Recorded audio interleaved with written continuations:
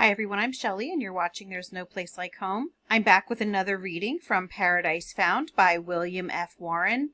Now today's chapter is a bit short and I was going to combine it with the next chapter, except I just figured out that I'm actually going to be finishing section 4 today.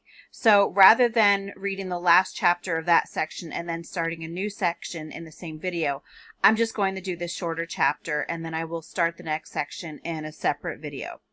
So today's chapter is part 4, chapter 8, the cradle of the race in ancient Greek thought.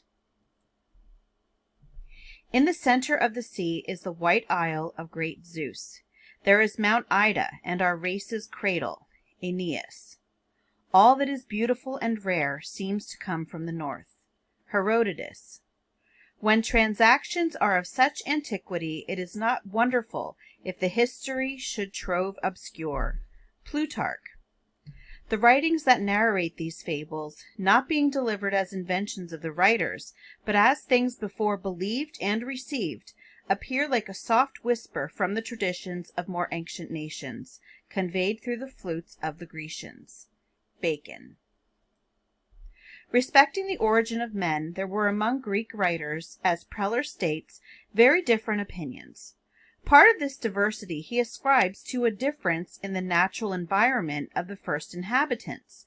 Some, residing in the woody hills, would naturally think the first men came from these. Others, inhabiting a valley, would more naturally think of their ancestors as having come out of the water. The Asiatic Greek belief that the first of the human race were made out of trees he calls quite peculiar. What if it should be found that all these notions were merely fragments of an old faith, according to which man originated on the mountain of all mountains, by the source of all waters, and under the tree of all trees? However this may be, it is certainly very interesting to note that in the Greek myth of Meropia, or Meropis, Renan, Lenormant, and others recognize the old Asiatic Maru. They hold that a sacred expression originally meant the men sprung from Maru. Stephanus has the same rendering in his Thesaurus. In an advanced chapter of his Origine de l'Histoire, Lenormant expressed himself on this point as follows.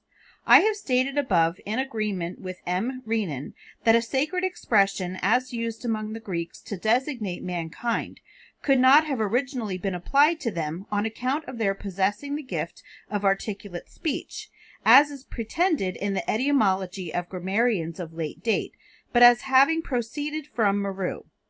Such an explanation, the consequence of which is to carry back this name of the sacred mountain, the abode of the gods and the birthplace of mankind, to the most ancient period of Aryan unity, is corroborated, in a manner to my mind quite decisive, by the existence of myths which make the Meropes to be a special and autochthonic population, of a date far back in the most ancient times, who lead a life of innocence and happiness, marked by extraordinary longevity, a feature in common with the Indian legends concerning Uttara Kuru, under the government of a king, Merops, who is sometimes represented as preserving them from the deluge in the same way as the Yima of the Iranians, and assembling them around him to shelter them from the flood from which they alone escape.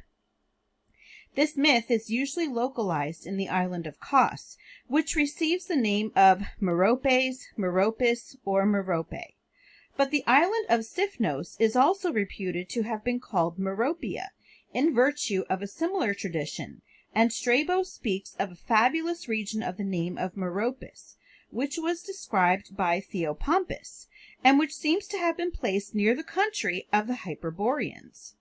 Merops is also given as a king of the Ethiopians, the most pious and most virtuous of men, the husband of Clymene, the mother of Phaethon, and consequently anterior to the catastrophe of the conflagration of the universe, by which the first human race, that of the Golden Age, is often said to have been destroyed.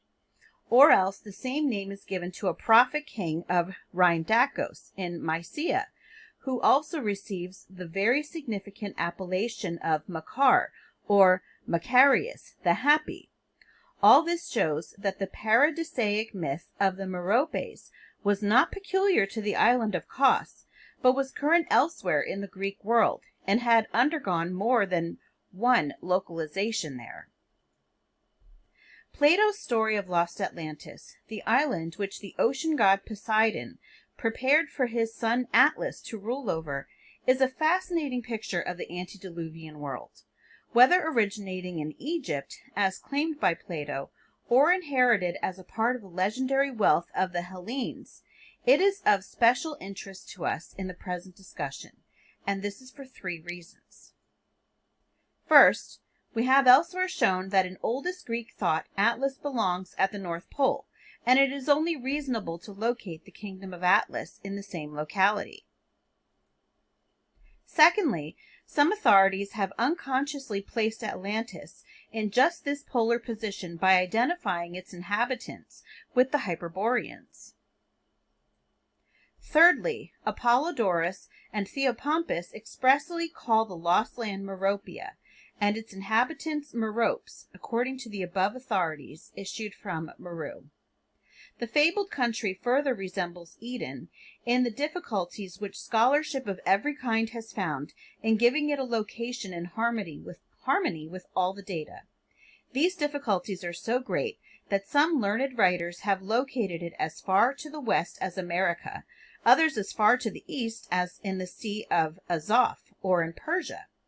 Even of those who have sought a place for it in the mid-Atlantic, some have pushed it up and some down, until one of the latest writers says, all hypotheses are permissible. His illustrious countryman, Mr. J. S. Bailey, a century ago, came nearer the truth, when in view of the perplexities attending all other locations, he correctly placed his lost Atlantis in the Paleo-Arctic Ocean. Again, the antediluvian world was, of course, in the vicinity of lost Eden. But it is to be observed that in Hellenic tradition, Deucalion is not a Greek, but an inhabitant of a country in the high north, a Scythian. Moreover, the Scythians, as we know from Justin, were considered a very much more ancient people than the Greeks, indeed as the very oldest in the world. Moreover, Scythia, like Polar Maru and Harabarazati, was conceived of as a lofty region from which all the rivers of the earth descend, all of which obviously connects the antediluvian Deucalion with the primitive country at the Arctic summit of the globe. Finally, in Greek tradition, the first men lived under the beneficent rule of Kronos, father of Zeus, enjoying the blessedness of the Golden Age. But it is clear from Strabo and others that the seat of Kronos' kingdom was in the farthest north. Menzel begins his chapter on the Isles of Kronos with these words: "The oldest of the Greek gods, Kronos, we must conceive of as enthroned at the North Pole." We have now interrogated not only natural and ethnological science, but also the history, the traditions, and myths of the eldest nations of the world. Nowhere have we found our hypothesis inadmissible. Everywhere has it found remarkable confirmatory evidence. The aggregate of this evidence coming from such unexpected and entirely different sources is very great. It is so convincing that an advocate might well be content to leave the argument at this point, at least until some advocate of a different location shall have made out a better case than anyone has yet done. Before leaving the subject, however, we deem it wise to glance back to Chapter 2nd of Part 2nd and inquire whether the various points there hypothetically set forth as of necessity marked and memorable features of a North Polar paradise, if such a one ever existed, are capable of any not yet alleged confirmation from the fields of history and science. The results of this inquiry will appear in the part next following. And that's going to be the next part that I start in my next video. So it will be part 5. And like I said, I knew that this was going to be a short video, but I didn't want to combine 2 sections. So that's all that I have for you today.